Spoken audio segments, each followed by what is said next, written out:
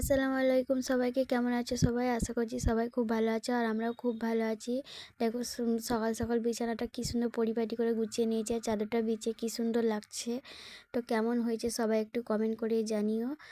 তো বিছানার চাদরটা কেনার পর আমার ভালো লাগেনি, কিন্তু কেমন হয়েছে তোমরা একটু কমেন্ট করে বলো। তারপর রান্নাবান্না করতে চলে এলাম। আজ বানাবো কচু দিয়ে বেগুন দিয়ে মাছের ঝোল। তার জন্য এখানে কচু কেটে নিয়েছি আর মাছগুলো ভেজে রেখে দিয়েছি। আর এখানে নিয়ে নিয়েছি আলু, কচু সব কেটে রেখেছি আর পেঁয়াজ আর কাঁচা লঙ্কা। আর এটা হলো মাছের তেল। মাছের তেল বলতে মাছ ভাজার তেল। আর ওই তেলেতেই রান্না করব। এর এর মধ্যে আর একটু তেল দিয়ে দেবো। তো 1 চামচ মতো তেল দিয়ে দিলাম। তো তেলটা গরম হয়ে যাওয়ার পর এরপর দিয়ে দিলাম কাঁচা লঙ্কা দুটো চিড়ে আর একটা পেঁয়াজ কুচিয়ে দিয়ে দিলাম। তারপর পেঁয়াজটা ভালো করে নেড়ে নেব। নেড়ে নেওয়ার পর নুন দিয়ে দিলাম, 3 চামচ মতো নুন দেব। তো নুন দেওয়ার পর ভালো করে পেঁয়াজটা নেড়ে নিয়ে এরপর দিয়ে দেবো আদা রসুন বাটা। তো আদা রসুন বাটাটা দেওয়ার পর ভালো করে নেড়ে নেব যতক্ষণ না পর্যন্ত আদা রসুনের কাঁচা গন্ধ চলে যায়, ততক্ষণ নেড়ে নেব। তারপর দিয়ে দেবো আলু আর কচু যে কেটে রেখেছিলাম ওটা আগে দিয়ে দেবো। বেগুনটা এখন কাটিনি, বেগুনটা পরে কাটবো। বেগুনটা আগে দিলে নরম হয়ে যায় তাড়াতাড়ি, তরকারিতে বেগুন খুঁজে পাওয়া যায় না। তার জন্য বেগুনটা পরে দেবো। আলুটা আর কচুটা একটু নরম হয়ে যাওয়ার পর বেগুনটা দেবো।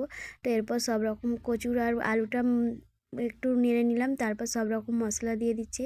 হলুদ গুঁড়ো দিলাম 2 চামচ মতো। আর কাঁচা লঙ্কা যেহেতু দিয়েছি তার জন্য বেশি ঝাল দেবো না, 1 চামচ মতো গুঁড়ো লঙ্কা দিলাম। আর দিয়ে দেবো জিরে গুঁড়ো, লঙ্কা গুঁড়ো আর হলুদ গুঁড়ো। গুঁড়ো মশলা এর মধ্যে এই 3টেই দিই আর আদা রসুন বাটা। তো চলো এগুলো মশলাগুলো দেওয়ার পর ভালো করে নেড়ে নেবো ততক্ষণ কষবো যতক্ষণ না মশলা থেকে তেল ছেড়ে দেয়। তো ততক্ষণ কষি। চলো তোমরা ভিডিওটা দেখতে থাকো। দেখো মশলাগুলো দেওয়ার পর কি সুন্দর লাগছে। আর এখানে বেগুনটা কেটে নিলাম। তো কেটে নেওয়ার পর ভালো করে ধুয়ে নিচ্ছি। এরপর দিয়ে দেবো বেগুনটা দেওয়ার পর তারপর ভালো করে বেগুনটা আবার নেড়ে নেব। বেগুনটা দিয়ে মশলাটা ভালো করে মাখিয়ে নিয়ে বেগুনটা যতক্ষণ না নরম হবে না ততক্ষণ পানি দেব না। আলু আর কচুটা হাফ সেদ্ধ হয়ে গিয়েছে, এরপর বেগুনটা দিলাম। তো ভালো করে চলো মশলাটা মিক্স করে নিই। তোমরা ভিডিওটা দেখতে থাকো। আর এখন হালকা হালকা গরম পড়ে গেছে। কচু দিয়ে বেগুন দিয়ে মাছ দিয়ে খেতে খুব ভালো লাগবে। তো চলো বেগুনটাও দেখো নরম হয়ে গেছে।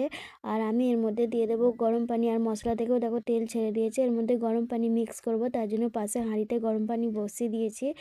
ঠান্ডা পানি দেবো না, মশলা কষানোর পর গরম পানি দিলে তরকারিটা বেশ টেস্ট হয়। তো গরম পানি বসিয়ে দিয়েছি এদিকে। আর পানিটা এখনও গরম হয়নি, ততক্ষণ আমি এদিকে নাড়তে থাকি। তো কচু সেদ্ধ হয়ে গেছে, বেগুনও দেখো একটু একটু ইয়ে আছে। তো চলো পানিটা দিয়ে নিই। পানিটা দেওয়ার পর পুরো পানিটা দেবো না, অনেকটা পানি গরম করে ফেলেছিলাম, পুরোটা দিলে অনেক ঝোল হয়ে যাবে। তো পুরোটা দিইনি। আর তারপর দেখো মাছগুলো দিয়ে দিয়েছিলাম, সেটা আর ক্যামেরা করা হয়নি। তো মাছগুলো দেওয়ার পর এরপর চাপা দিয়ে দিলাম। আর এটা হচ্ছে আমার তরকারির ফাইনাল লুক। কেমন হয়েছে তোমরা সবাই জানিও। আর দেখতেও যেমন সুন্দর হয়েছিল, খেতেও খুব সুন্দর হয়েছিল। তো চলো টাটা বাই বাই। আরও তরকারি আছে, সেগুলো দেখানো হয়নি। আর শাক সিদ্ধ করবো, শাক চানা করবো। তো চলো ভিডিওটা এই পর্যন্তই। Tata bye bye. সবাই সুস্থ থেকো, ভালো থেকো। দেখা হচ্ছে পরের একটি ভিডিওতে।